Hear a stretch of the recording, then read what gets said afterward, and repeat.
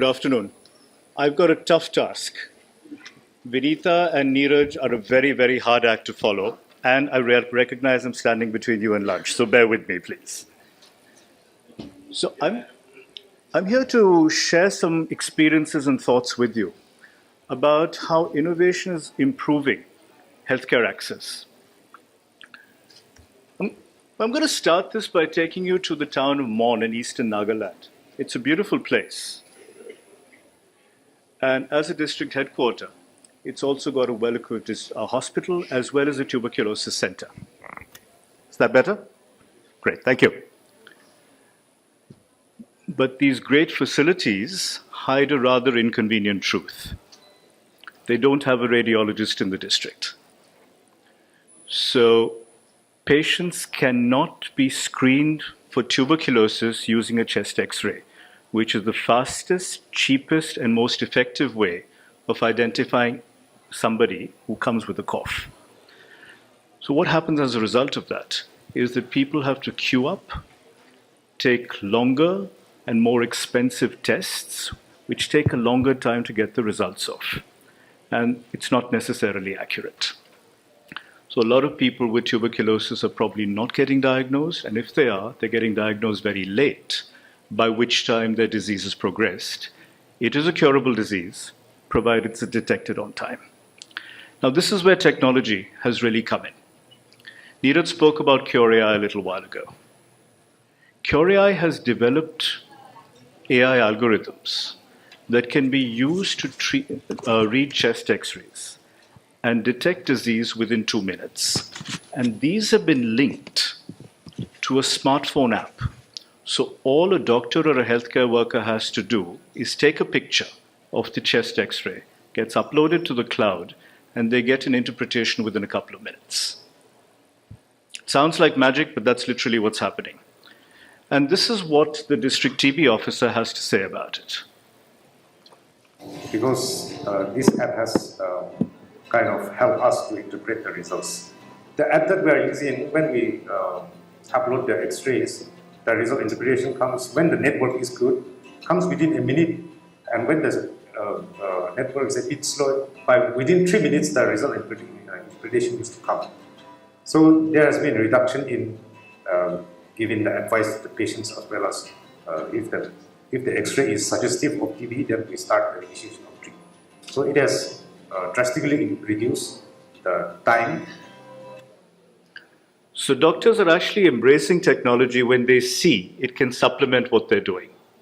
After this, So over the last 18 months, 120,000 people have been screened in 10 states around the country. The turnaround time is down to 2 minutes, which is much faster. The technology has also been was adapted to detect COVID and was used very effectively in 30 countries around the world.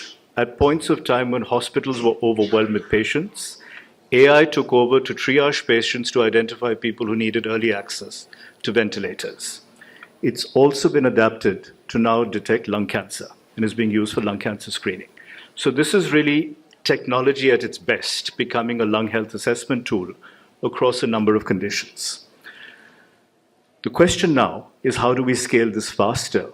We have the largest burden of TB patients in the world and the highest burden of mortality. We can screen a lot of patients much faster using technology, especially in the absence of radiologists, which we're very short of. Moving across the country,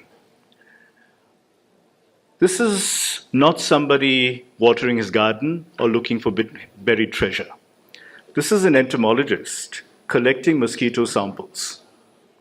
He's going to take this to a lab where he will put them under a microscope to figure out the species of the mosquito, then grind them up,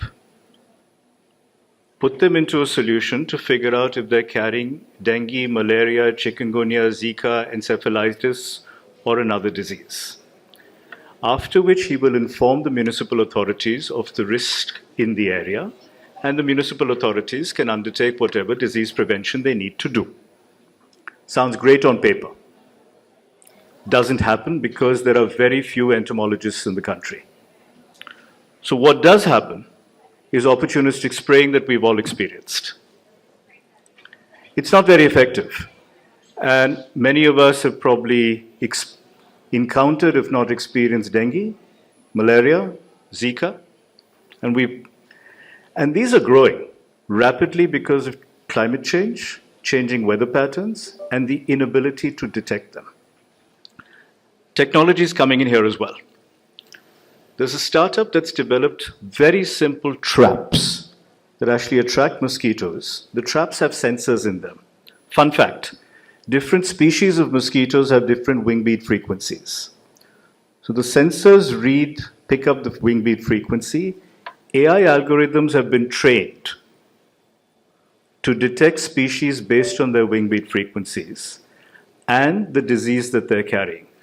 All of this happens in real time on the cloud. So you get updated analytics of mosquito concentrations in real time, which allows authorities to undertake better prevention as well as control activities. This is not science fiction. This is now being used in 5 cities around the country. And it's made surveillance faster, more effective, as well as more efficient, along with being much cheaper. And the long-term data is also helping to identify areas at risk of climate change impact, as evidenced by changing mosquito activity, because mosquitoes are the first to move around. This is now being used in 5 cities around the country, and the question is, how can this scale? So technology is actually playing a very meaningful role in addressing many of the challenges which are impacting people on the margin and the most vulnerable who don't have access to care. Now, why have I spoken about tuberculosis or malaria or dengue in a world when we're surrounded by diabetes or cancer or mental health?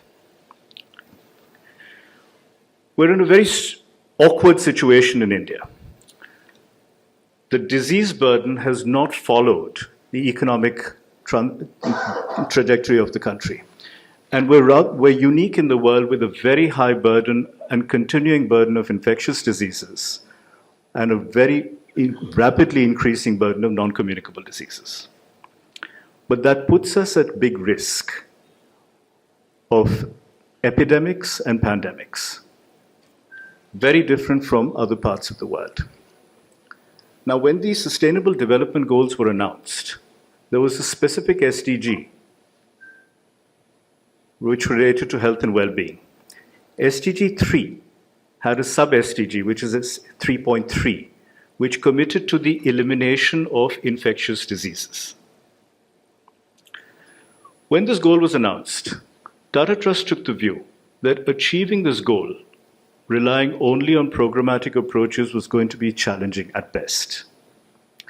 And technology and science was identified as a potential disruptor, which could really help improve the ability of programs to bring us closer to that goal. But the related hypothesis was that infectious diseases suffered from market failure.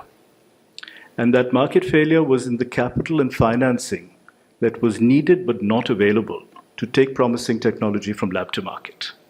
The science exists, the funding's not there. So nothing ever gets developed. And that's when Tata Trust took the lead to set up India Health Fund 6 years ago, to be the organization that provides the patient capital that many promising technology solutions need but don't get, to really help them complete development, but also become a platform where like-minded stakeholders can come together to support development, adoption, and scale. And in doing that, increase the pool of resources available, both financial and non-financial, to really bring us closer to the goal. And as Mr. Tata put it, it's about using tomorrow's solutions to address today's problems with the philosophy of India for the world, and really leverage Indian scientific know-how, our design for value capabilities, as well as our entrepreneurship, to address challenges that are not unique to us, but we have probably the largest burden of them. So we've also got a larger responsibility towards addressing them.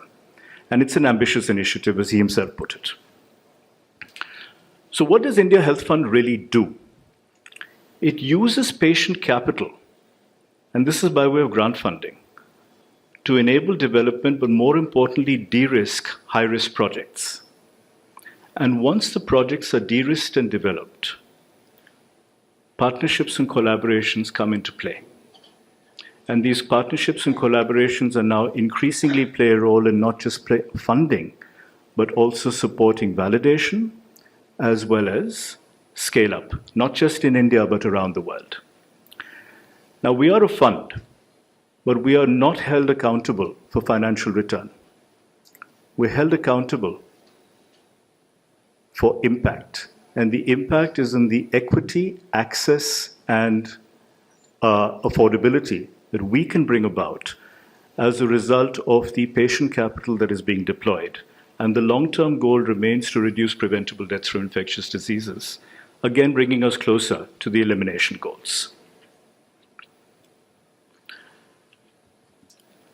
Now, during the course of our work, we've learned a few things. This is something that can't be addressed by one organization alone. There is a significant role for collaborations and partnerships, and they cover a number of areas. And the first thing we've seen is that there is a big gap between what innovators and developers of solutions for healthcare think the health system needs and what the health system actually needs.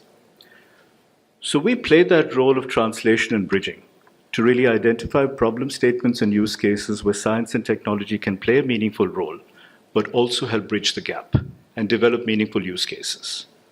Funding is critical, but the scale and scope of what is needed goes beyond what one organization can do. The third thing is evidence-limiting adoption. Healthcare works on evidence. If you don't have the evidence, nobody's going to believe you.